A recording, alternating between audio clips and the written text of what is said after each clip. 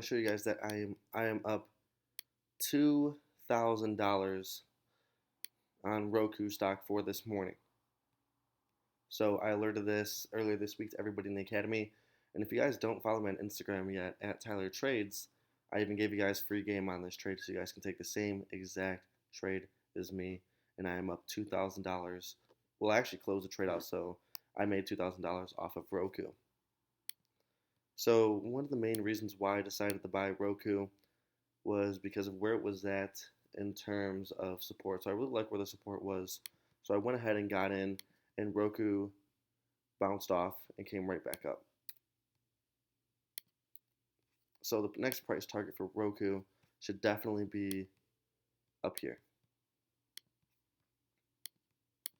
And as you guys can see, this is where price bounced off of. So it was a really nice gain today. It took about 2 hours in the market to make.